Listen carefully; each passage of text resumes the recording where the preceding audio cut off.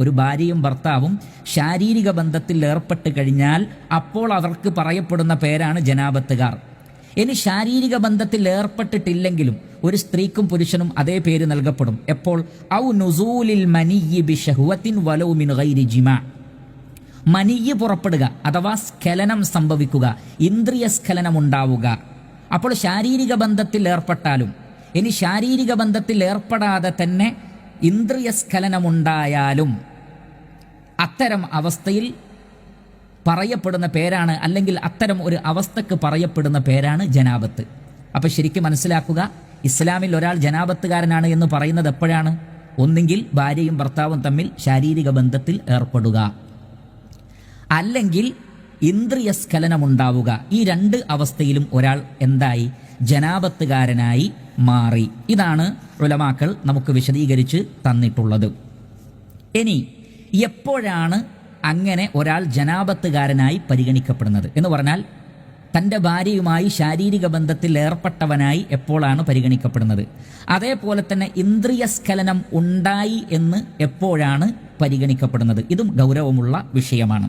നമുക്കൊരു ഹദീസിലൂടെ ഈ വിഷയത്തിലേക്ക് പ്രവേശിക്കാം. ഇമാം തിർമിദി റഹ്മഹുല്ല അദ്ദേഹത്തിന്റെ സുനനിൽ ഉദ്ധരിക്കുന്നു, അലി റളിയല്ലാഹു അൻഹുവിൽ നിന്നുള്ള ഹദീസാണ്. സഅൽതു നബിയ്യ സല്ലല്ലാഹു അലൈഹി വസല്ലമ അനിൽ മദിയി. ഞാൻ നബി സല്ലല്ലാഹു അലൈഹി വസല്ലമയോട് മദിയിനെ സംബന്ധിച്ച് ചോദിച്ചു. ഖാല, അപ്പോൾ നബി സല്ലല്ലാഹു അലൈഹി വസല്ലമ പറഞ്ഞു, മിനൽ മദിയി അൽ വുളൂ. മദി വന്നാൽ അതിന് വുളൂ ആണ് വേണ്ടത്. എന്നാൽ വമിനൽ മനിയ്യി വന്നാൽ അൽ ഗുസ്ലു, കുളിക്കുകയും വേണം. അപ്പോൾ ഈ രണ്ട് വാക്കുകൾ ശ്രദ്ധിച്ചു വെച്ചോളൂ. എന്താണ് അലി റളിയല്ലാഹു അൻഹു പറഞ്ഞത്? ഞാൻ നബി സല്ലല്ലാഹു അലൈഹി വസല്ലമയോട് മദീനെ കുറിച്ച് ചോദിച്ചു. അപ്പോൾ മദീന് അത് വന്നു കഴിഞ്ഞാൽ വുളൂ എടുക്കണം എന്ന് റസൂലുള്ളാഹി പറഞ്ഞു, കുളിക്കാൻ പറഞ്ഞില്ല. എന്നാൽ മനിയ്യ് വന്നാൽ കുളിക്കാനും പറഞ്ഞു. അപ്പോൾ ഇവിടെ നമുക്കൊരു കാര്യം വ്യക്തമായി. ഒരു പുരുഷന്റെ അതല്ലെങ്കിൽ സ്ത്രീയുടെ ലൈംഗികാവയവങ്ങളിൽ നിന്ന് പുറപ്പെടുന്നതെല്ലാം തന്നെ മനിയല്ല. അവിടെ വ്യത്യാസമുണ്ട്. എല്ലാറ്റിനും കുളി ആവശ്യവുമില്ല. ഇത് ഈ ഹദീസിൽ നിന്ന് വ്യക്തമായി. ഇത് പറയാൻ വേണ്ടിയാണ് ഞാൻ പറഞ്ഞത്. ഇൻഷാ അല്ലാഹ് എന്താണ് മദിയ്, എന്താണ് മനിയ് എന്നൊക്കെ നമ്മൾ വിശദമായി ഇപ്പോൾ മനസ്സിലാക്കും. എന്നാൽ ഈ ഹദീസിലൂടെ നമുക്ക് കിട്ടിയ ഒന്നാമത്തെ പാഠം ശരിക്കും മനസ്സിലാക്കി വെക്കുക. പുരുഷന്റെയോ സ്ത്രീയുടെയോ ലൈംഗികാവയവങ്ങളിൽ നിന്ന് പുറപ്പെടുന്നതെല്ലാം തന്നെ മനിയല്ല, അതിന് കുളിക്കേണ്ടതില്ല. എന്നാൽ വുളു മുറിയുന്ന അവസ്ഥകളുണ്ടാകും, ശുദ്ധിയാക്കേണ്ട അവസ്ഥകളുണ്ടാകും. അതേതാണ് എന്ന് നമുക്ക് പരിശോധിക്കാം. ആദ്യമായി നമ്മൾ മനസ്സിലാക്കുന്നു എന്താണ് മനിയ്യ്. കാരണം മനിയ്യ് വന്നാൽ കുളിക്കണം. ഒരു ഹദീസ് നമ്മൾ നോക്കുക. ഇമാം മുസ്ലിം റഹ്മത്തുള്ളാഹി അലൈഹി സ്വഹീഹിൽ ഉദ്ധരിക്കുന്ന ഹദീസാണ്. നബി സല്ലല്ലാഹു അലൈഹി വസല്ലമ പറയുകയാണ്, ഇന്നമാ അർ-റജുലി ഗലീദുൻ അബ്യദു വമാഉൽ മർഅ റഖീഖുൻ അസ്ഫർ. ഒരു പുരുഷന്റെ ഇന്ദ്രിയം എന്ന് പറയുന്നത്, സ്ഖലനം സംഭവിക്കുമ്പോഴുള്ള ഇന്ദ്രിയം അതല്ലെങ്കിൽ മനിയ്യ് എന്ന് പറയുന്നത്, അത് കട്ടിയുള്ളതും വെളുത്ത നിറമുള്ളതുമാണ്. എന്നാൽ സ്ത്രീയുടേത് അത് കട്ടി കുറഞ്ഞതും എന്നാൽ മഞ്ഞ നിറമുള്ളതുമാകുന്നു. അപ്പോൾ ഇതാണ് മനിയ്യ്. ഇത് സ്ത്രീയിൽ നിന്നോ പുരുഷനിൽ നിന്നോ ഈ പറഞ്ഞ രൂപത്തിൽ പുറത്തു വന്നാൽ അവർ കുളിക്കേണ്ടതുണ്ട്. മാത്രമല്ല അതുണ്ടാകുന്ന സന്ദർഭത്തിൽ അവർക്ക് ലൈംഗികമായ ആനന്ദത്തിൻ്റെ പൂർത്തീകരണത്തിൽ അവർ എത്തുകയും അവരുടെ ശരീരത്തിന് ക്ഷീണമുണ്ടാവുകയും അത് വന്നു കഴിഞ്ഞാൽ പിന്നെ അവർക്ക് ലൈംഗികമായ ആഗ്രഹത്തിന് ശമനമുണ്ടാവുകയും ചെയ്യുന്നു. ഇങ്ങനെ ലൈംഗിക ആഗ്രഹത്തിന് ശമനമുണ്ടാകുന്ന രൂപത്തിലും അതിൻ്റെ പൂർത്തീകരണമുണ്ടാകുന്ന സന്ദർഭത്തിലും ആനന്ദത്തോടുകൂടി പുറപ്പെടുന്ന ഈ രണ്ട് ദ്രാവകങ്ങൾക്കാണ് മനിയ്യ് എന്ന് പറയുന്നത്. പുരുഷൻ്റേത് വെള്ള നിറമാണ്, കട്ടിയുള്ളതാണ്. സ്ത്രീയുടേത് മഞ്ഞ നിറമുള്ളതും ലോലവുമാണ്. പക്ഷേ അത് വരുന്നതോടുകൂടി രണ്ടു കൂട്ടർക്കും ശമനമുണ്ടാകുന്നു, ശരീരത്തിന് ക്ഷീണമുണ്ടാകുന്നു. ഇമാം നവവി റഹ്മത്തുള്ളാഹി അലൈഹി അദ്ദേഹത്തിൻ്റെ മജ്മൂഇൽ വളരെ കൃത്യമായി ഇത് രേഖപ്പെടുത്തിയിട്ടുണ്ട്. അദ്ദേഹം പറഞ്ഞിട്ടുള്ളത്, ആ മനിയ്യാണ് വന്നത് എന്നത് മനസ്സിലാക്കാൻ രണ്ട് അടയാളങ്ങളുണ്ട്. വലഹു ഖാസിയത്താൻ എന്നാണ്. രണ്ട് അടയാളമുണ്ട്. ഒന്ന്, അന്ന റായിഹതഹു കറായിഹത്തി മനിയ്യിർ റജുൽ. സ്ത്രീക്കാകട്ടെ പുരുഷനാകട്ടെ ഒരു പ്രത്യേകതരം ഗന്ധം അതിന് ഉണ്ടാവുന്നതാണ്. അതോടൊപ്പം അത്തലദ്ദുദു ബി ഖുറൂജിഹി, അത് പുറപ്പെടുമ്പോൾ അവർക്ക് ലൈംഗികമായ ആനന്ദമുണ്ടാകുന്നു. വഫുതൂറു ഖുവ്വത്തിഹ അഖ്ബ ഖുറൂജിഹി, അത് പുറത്തു വന്നാൽ അവരുടെ ഖുവ്വത്തിൽ കുറവ് സംഭവിക്കുകയും അങ്ങനെ അവർക്ക് ലൈംഗിക ശമനമുണ്ടാവുകയും ചെയ്യുന്നു. അക്രമക്കുമുല്ലാഹ്, അള്ളാഹു എനിക്കും നിങ്ങൾക്കും മാന്യത നൽകട്ടെ. ഈ കാര്യം വളരെ വ്യക്തമായി ഉലമാക്കൾ വിശദീകരിച്ച് തന്നിട്ടുള്ളത്. എപ്പോഴാണ് കുളിക്കേണ്ടത് എന്നത് ഒരടിമ അറിഞ്ഞിരിക്കണം. അത് സ്ത്രീയും അറിഞ്ഞിരിക്കണം, പുരുഷനും അറിഞ്ഞിരിക്കണം. റസൂലുള്ളാഹി സ്വല്ലല്ലാഹു അലൈഹി വസല്ലമ ഇത്തരം വിഷയങ്ങളെ നമുക്ക് വളരെ വ്യക്തമായി തന്നെ പറഞ്ഞു തരികയും ചെയ്തിട്ടുണ്ട്. എന്തുകൊണ്ടാണത് സഹോദരങ്ങളെ? നാം ഇത് വളരെ കൃത്യമായി പറയുന്നത് എല്ലാ മാന്യതകളോടും കൂടി അള്ളാഹുവിൻ്റെ റസൂൽ ഉപയോഗിച്ച വാക്കുകൾ മാത്രം പറഞ്ഞുകൊണ്ടാണ് നമ്മൾ പറയുക. ഇത് പറയുന്നത് നമ്മുടെ ഇബാദത്തുകളുമായി ഇത് അഭേദ്യമായി ബന്ധപ്പെട്ട് നിൽക്കുന്നു. അതുകൊണ്ട് ഇതിൽ ഹയാ പാടില്ല, ഇതിൽ ലജ്ജ പാടില്ല. ഇതിൽ ലജ്ജിച്ചാൽ നമ്മുടെ ഇബാദത്തുകൾക്കാണ് കുഴപ്പം പറ്റുക. അതുകൊണ്ടാണ് നാം ഈ രൂപത്തിൽ പറയുന്നത്. അപ്പോൾ ഈ നിലക്കുള്ള ഒരു അവസ്ഥയിലാണ് മനിയ്യ് പുറപ്പെട്ടു എന്ന് പറയുക. അത് ലൈംഗിക ശമനത്തിൻ്റെ സന്ദർഭത്തിൽ പുറപ്പെടുന്നതാണ്. ആ സന്ദർഭത്തിൽ പുറപ്പെട്ട് കഴിഞ്ഞാൽ മാത്രമേ കുളി നിർബന്ധമുള്ളൂ. അതുകൊണ്ടാണ് പ്രവാചകൻ പറഞ്ഞത് വമിനൽ മനിയ്യി അൽ ഗുസ്ലു. എന്നാൽ അലി റളിയല്ലാഹു അൻഹുവിനോട് വുളു എടുക്കണം എന്ന് പറഞ്ഞ വിഷയം ഏതാണ്? അതാണ് മദിയ്. മദിയ് എന്ന് പറഞ്ഞാൽ എന്താണ്? നമുക്ക് അതും പഠിക്കാം.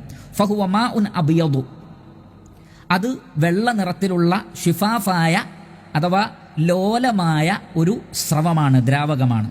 യഖ്റുജു ഇൻദ തഫ്കീരി ഫിൽ ജിമാ, അത് ലൈംഗികതയെ സംബന്ധിച്ച് ചിന്തിക്കുമ്പോഴോ അതല്ലെങ്കിൽ സ്ത്രീ പുരുഷന്മാർ തമ്മിൽ ചുംബിക്കുമ്പോഴോ അവരുടെ സാമീപ്യമുണ്ടാകുമ്പോഴോ അതേപോലെയുള്ള സന്ദർഭത്തിൽ തുടക്കത്തിൽ പുറത്തേക്ക് വരുന്ന ലോലമായ വെള്ള നിറമുള്ള സ്രവത്തിനാണ് മദിയ് എന്ന് പറയുന്നത്. ആ മദിയ് വന്നു കഴിഞ്ഞാൽ അവിടെ കുളി നിർബന്ധമാകുന്നില്ല. കാരണം അത് മനിയല്ല. കാരണം മദിയ് വന്നു കഴിഞ്ഞാൽ ലൈംഗിക ശമനം ഉണ്ടാകുന്നില്ല. അതിനെക്കുറിച്ചുള്ള ചിന്ത കൊണ്ടോ മറ്റു പ്രവർത്തനങ്ങൾ കൊണ്ടോ ഉണ്ടാകുന്ന തുടക്കത്തിലുള്ള സ്രവമാണത്. അതുകൊണ്ട് തന്നെ അലി റളിയല്ലാഹു തആല അൻ അദ്ദേഹം പറയുകയാണ്, കുൻതു റജുലൻ മദ്ദാഅൻ, എനിക്ക് മദിയ് ധാരാളമായി വരുന്ന ഒരു പുരുഷനായിരുന്നു ഞാൻ. കാരണം അത് സ്ത്രീകൾക്കാകട്ടെ പുരുഷന്മാർക്കാകട്ടെ ഓരോരുത്തർക്കും വ്യത്യസ്ത രൂപത്തിലായിരിക്കും. അങ്ങനെ ഞാൻ നബി സല്ലല്ലാഹു അലൈഹി വസല്ലമയോട് ഇതിനെക്കുറിച്ച് ചോദിക്കാൻ വേറൊരാളെ ഏർപ്പാടാക്കി. കാരണം നബിയുടെ മകളുടെ ഭർത്താവായതുകൊണ്ട് അദ്ദേഹത്തിന് ആ വിഷയത്തിൽ ഹയാ ഉണ്ടായി. പക്ഷേ നബി സല്ലല്ലാഹു അലൈഹി വസല്ലം അതിന് മറുപടി പറഞ്ഞു കൊടുത്തു. എന്താണത്? തവദ്ദ, വുളു എടുത്താൽ മതി.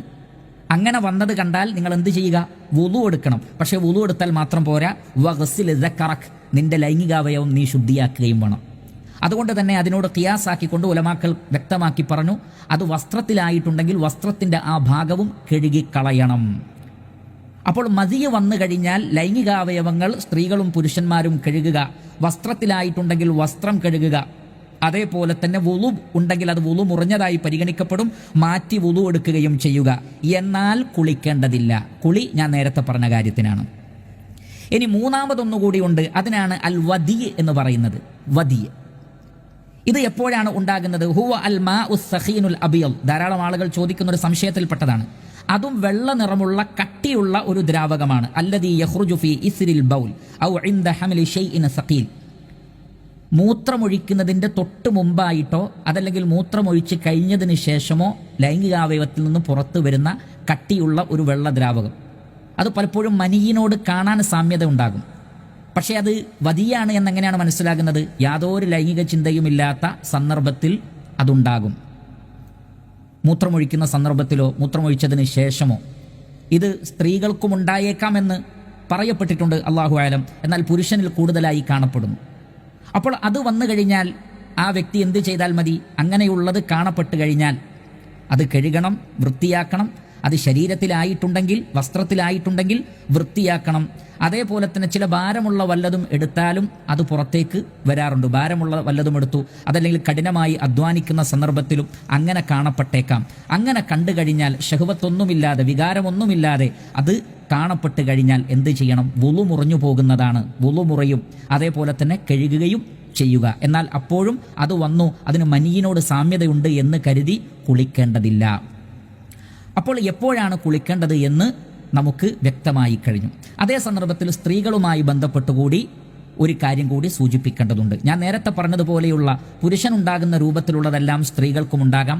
അതിനു പുറമെ സ്ത്രീകൾക്ക് മാത്രമായി ഉണ്ടാകുന്ന ഒരു കാര്യമാണ് ഗർഭാശയത്തിൽ നിന്ന് പുറപ്പെടുന്ന ഒരു സ്രവം. അത് അവരറിയാതെ തന്നെ ഒരു പക്ഷേ അവരുടെ പ്രൈവറ്റ് പാർട്ടുകളിൽ പ്രത്യക്ഷപ്പെട്ടേക്കാം. അതിന് കട്ടിയുള്ള വിയർപ്പിനോട് സാമ്യതയുണ്ടാകും, വെള്ള നിറവും ഉണ്ടായിരിക്കാം. അത് പലപ്പോഴും ഗർഭാശയത്തിൽ നിന്ന് വരുന്നതാണ്.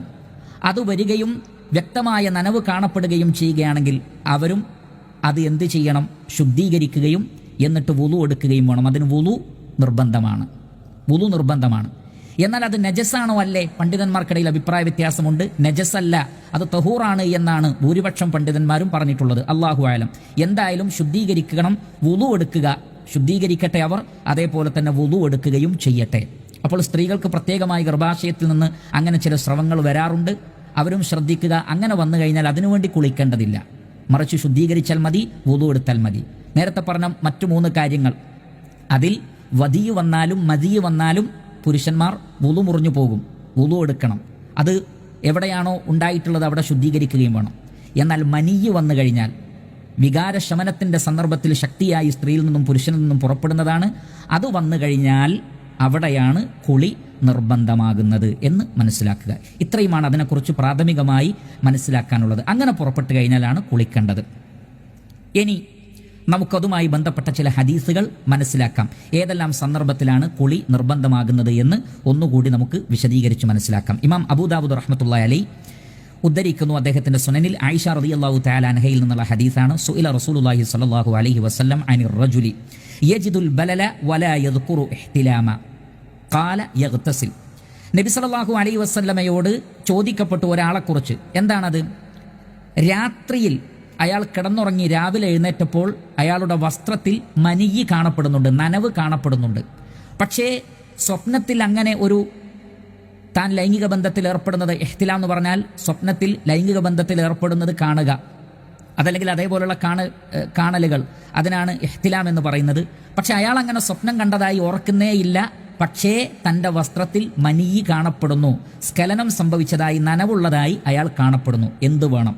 അപ്പോൾ നബി സല്ലല്ലാഹു അലൈഹി വസല്ലം പറഞ്ഞു യഗ്തസിലു, അയാൾ കുളിക്കട്ടെ എന്നാണ്. കാരണം അങ്ങനെ സ്വപ്നം കണ്ടതായിട്ട് ഓർമ്മയില്ലെങ്കിലും ഈ മനിയ് പുറപ്പെട്ടു എന്ന് തോന്നിയാൽ യഗ്തസിൽ, കുളിക്കട്ടെ. എന്നാൽ വേറൊരാളെക്കുറിച്ച് ചോദിക്കപ്പെട്ടു അനിർ റജുലി യറാ അന്നഹു ഖദ് ഇഹ്തലമ വലാ യജിദുൽ ബലൽ. എന്നാൽ വേറൊരു വ്യക്തി സ്വപ്നത്തിൽ താൻ ലൈംഗിക ബന്ധത്തിൽ ഏർപ്പെടുന്നത് സ്വപ്നം കണ്ടു, പക്ഷേ അയാൾ നനവൊന്നും കാണുന്നില്ല, അഥവാ മനിയ് സ്ഖലനം സംഭവിച്ചതായി ഉള്ള ഒരടയാളവുമില്ല. അപ്പോൾ പ്രവാചകൻ പറഞ്ഞു ലാ ഗുസ്ല അലൈഹി, അയാൾ കുളിക്കേണ്ടതില്ല. നോക്കൂ, വളരെ കൃത്യമാണ്. സഹാബികളുടെ ചോദ്യങ്ങൾ വളരെ കൃത്യമാണ്. കാരണം ഇത് പഠിച്ച് മനസ്സിലാക്കാനാണ്. ഒരാൾ സ്വപ്നം കണ്ടു എന്നതുകൊണ്ട് അയാൾ കുളിക്കേണ്ടതില്ല, മറിച്ച് നനവുണ്ടെങ്കിൽ സ്വപ്നം കണ്ടതായി അറിഞ്ഞിട്ടില്ലെങ്കിലും കുളിക്കുകയും വേണം. അപ്പോൾ വിഷയം എന്താണ്? ഇൻസാലുൽ മനി, അഥവാ സ്ഖലനം സംഭവിക്കലാണ് കുളി നിർബന്ധമാക്കി തീർക്കുന്ന കാര്യം. ഇത് സ്ത്രീകളുടെ കാര്യത്തിലും അങ്ങനെ തന്നെ. പല ആളുകളും ധരിച്ചിട്ടുള്ളത് ഇത് പുരുഷന്മാർക്കുള്ളതാണ്, സ്ത്രീകൾക്കില്ല എന്നാണ്. ഈ ഒരു തെറ്റിദ്ധാരണ സ്വഹാബത്തിന്റെ കാലത്തും ഉണ്ടായിരുന്നു. നമുക്ക് ഇമാം ബുഖാരി റഹ്മത്തുള്ളാഹി അലൈഹി ഉദ്ധരിക്കുന്ന ഹദീസിൽ കാണാം. ഉമ്മു സലമ റളിയല്ലാഹു തആല അൻഹ അവർ പറയുന്നു, റസൂലുള്ളാഹി സ്വല്ലല്ലാഹു അലൈഹി വസല്ലമയുടെ അടുക്കലേക്ക് അവർ വന്നു. എന്നിട്ട് പറഞ്ഞു യാ റസൂലല്ലാഹ് ഇന്നല്ലാഹ ലാ യസ്തഹി മിനൽ ഹഖ്, അല്ലാഹുവിന്റെ റസൂലേ, അല്ലാഹു സത്യം വിശദീകരിക്കുന്നതിൽ നിന്ന് അല്ലാഹു ലജ്ജിക്കുകയില്ലല്ലോ. അതുകൊണ്ട് ഫഹൽ അലൽ മർഅത്തി മിൻ ഗുസ്ലിൻ ഇദാ ഇഹ്തലമത്, ഒരു സ്ത്രീ രാത്രിയിൽ സ്വപ്നം കണ്ടാൽ, ശാരീരിക ബന്ധത്തിൽ ഏർപ്പെടുന്നതായിട്ടോ അതേപോലെയുള്ള സ്വപ്നമോ കണ്ടാൽ അവൾ കുളിക്കേണ്ടതുണ്ടോ? ഖാല നബി സല്ലല്ലാഹു അലൈഹി വസല്ലം, അല്ലാഹുവിന്റെ റസൂൽ പറഞ്ഞു ഇദാ റഅത്തിൽ മാഅ എന്ന് പറഞ്ഞാൽ സ്വപ്നം കണ്ടാൽ തന്നെ കുളിക്കണമോ എന്നാണ് അവരുടെ ചോദ്യം. രണ്ടാമത് പറഞ്ഞതിനെക്കുറിച്ച് അവർക്ക് ധാരണയില്ല. അള്ളാഹുവിൻ്റെ റസൂൽ പറഞ്ഞു അവൾ നനവ് കാണുന്നുണ്ടെങ്കിൽ അവൾ എന്ത് ചെയ്യട്ടെ? കുളിക്കട്ടെ. ഫഗത്തത് ഉമ്മു സലമ തഅനി വജ്ഹഹ, ഉമ്മു സലമ റളിയല്ലാഹു തആല അൻഹ അവരുടെ മുഖം പൊത്തിക്കൊണ്ട് നാണിച്ചുകൊണ്ട് വീണ്ടും ചോദിച്ചു യാ റസൂലല്ലാഹ് അവ തഹ്തലിമുൽ മർഅ, ഒരു സ്ത്രീക്ക് അങ്ങനെയുള്ള സ്വപ്നം കാണുകയും അതേപോലെ തന്നെ അവളിൽ നിന്ന് സ്ഖലനം സംഭവിക്കുകയും ചെയ്യുമോ? സ്ത്രീക്ക് സ്ഖലനം സംഭവിക്കുമോ എന്നാണ് ചോദ്യം. റസൂലുള്ളാഹി സ്വല്ലല്ലാഹു അലൈഹി വസല്ലം പറഞ്ഞു നഅം, അതെ, തെരിബത് യമീനുക്, നിന്റെ വലത് കൈയിൽ മണ്ണ് പുരളട്ടെ. ഫബിമ യുഷ്ബിഹുഹ വലതുഹ, പിന്നെന്തുകൊണ്ടാണ് കുട്ടികൾ ചിലർ ഉമ്മയെ പോലെ ആകുന്നത്? കാരണം അക്കാലഘട്ടത്തിൽ ഒരു തെറ്റിദ്ധാരണ ഉണ്ടായിരുന്നു, പുരുഷന് മാത്രമേ സ്ഖലനം സംഭവിക്കുന്നുള്ളൂ. എന്നാൽ അള്ളാഹുവിന്റെ റസൂൽ പഠിപ്പിച്ചു കൊടുത്തു പുരുഷനുമുണ്ട് സ്ത്രീയുമുണ്ട്. ഖുർആൻ അത് ആവർത്തിച്ചു പറയുന്നു, രണ്ടുപേരുടെയും ഇന്ദ്രിയങ്ങളിൽ നിന്നാണ് കുഞ്ഞുണ്ടാകുന്നത്. അതുകൊണ്ട് രണ്ടു കൂട്ടർക്കുമുണ്ട്, സ്ത്രീകൾക്കില്ല എന്ന് വിചാരിക്കണ്ട എന്ന് റസൂലുള്ളാഹി സ്വല്ലല്ലാഹു അലൈഹി വസല്ലമ പഠിപ്പിച്ചു കൊടുക്കുകയാണ്. അപ്പോൾ ഈ ഹദീസുകളിലൂടെ നമുക്ക് മനസ്സിലായത് മനിയ് സ്ഖലനം സംഭവിച്ചാൽ അത് സ്ത്രീക്കാകട്ടെ പുരുഷനാകട്ടെ അവർ കുളിക്കേണ്ടതുണ്ട്. ഇമാം അഹ്മദ് റഹ്മത്തുള്ളാഹി അലൈഹി അദ്ദേഹത്തിന്റെ മുസ്നദിൽ ഉദ്ധരിക്കുന്ന ഹദീസിൽ കാണാം ഖൗല ബിൻത് ഹക്കീം റളിയല്ലാഹു തആല അൻഹ നബി സല്ലല്ലാഹു അലൈഹി വസല്ലമയോട് ചോദിച്ചു ഒരു സ്ത്രീയെക്കുറിച്ച്, തറാഫി മനാമിഹ മാ യറ റജുൽ, ഒരു പുരുഷൻ കാണുന്നത് പോലെയുള്ള കാര്യങ്ങൾ സ്ത്രീകളും കാണുന്നു. അതിനെക്കുറിച്ച് ചോദിച്ചപ്പോൾ റസൂലുള്ളാഹി സ്വല്ലല്ലാഹു അലൈഹി വസല്ലം പറഞ്ഞത് ലൈസ അലൈഹ ഗുസ്ലുൻ ഹത്താ യൻസിലൽ മാഉ, സ്ഖലനം സംഭവിച്ചിട്ടില്ലെങ്കിൽ അവൾ കുളിക്കേണ്ടതില്ല. കമാ അന്ന റജുല ലൈസ അലൈഹി ഗുസ്ലുൻ ഹത്താ യുൻസില, ഏതുപോലെ തന്നെ പുരുഷനും സ്ഖലനം സംഭവിച്ചിട്ടില്ലെങ്കിൽ കുളിക്കേണ്ടതില്ല. അപ്പോൾ സ്ത്രീയാകട്ടെ പുരുഷനാകട്ടെ സ്ഖലനം സംഭവിച്ചാൽ കുളിക്കണം. ഇത് വ്യക്തമാണല്ലോ, ഇത് വ്യക്തമായി. അപ്പോൾ നാം ശാരീരിക ബന്ധത്തിൽ ഏർപ്പെട്ടാലും ശരി ഇല്ലെങ്കിലും ശരി, സ്വപ്നം കണ്ടാലും ശരി ഇല്ലെങ്കിലും ശരി, നേരത്തെ പറഞ്ഞ രൂപത്തിൽ മനിയ്യ് പുറപ്പെട്ട് കഴിഞ്ഞാൽ, സ്ഖലനം സംഭവിച്ചു കഴിഞ്ഞാൽ, ആ സ്ഖലനം സംഭവിച്ചാലുള്ള അവസ്ഥയെക്കുറിച്ച് നമ്മൾ മനസ്സിലാക്കി അയാൾ കുളിക്കേണ്ടതാണ്. ഇനി രണ്ടാമത്തൊരു കാര്യം കൂടിയുണ്ട്. എന്താണത്? ശാരീരിക ബന്ധത്തിൽ ഏർപ്പെടുക, ഭാര്യയും ഭർത്താവും.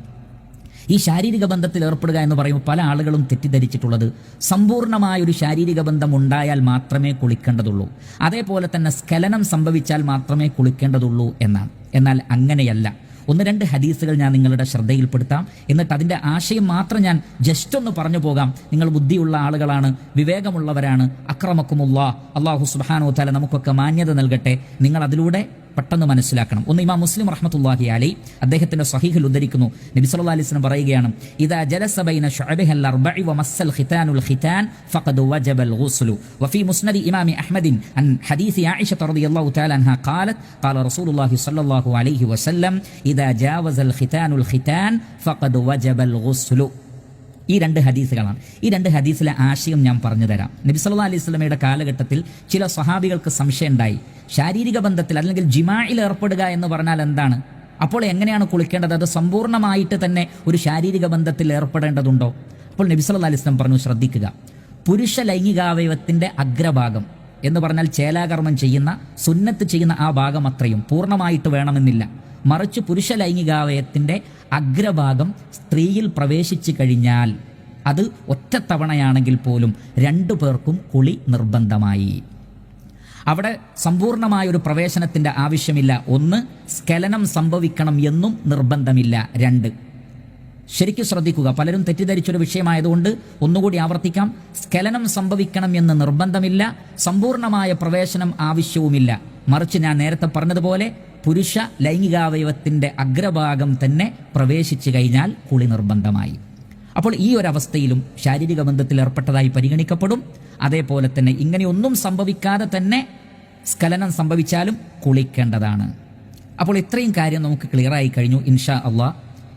ഈ ഒരു അവസ്ഥയിലാണ് ഒരാൾ ജനാബത്തുകാരനാണ്, അല്ലെങ്കിൽ ഒരു സ്ത്രീ അല്ലെങ്കിൽ ഒരു പുരുഷൻ ജനാബത്തുകാരനാണ് എന്ന് പറയപ്പെടുന്നത്. ഈ ഒരു അവസ്ഥ എത്തിക്കഴിഞ്ഞാൽ പിന്നെ കുളി നിർബന്ധമാണ്.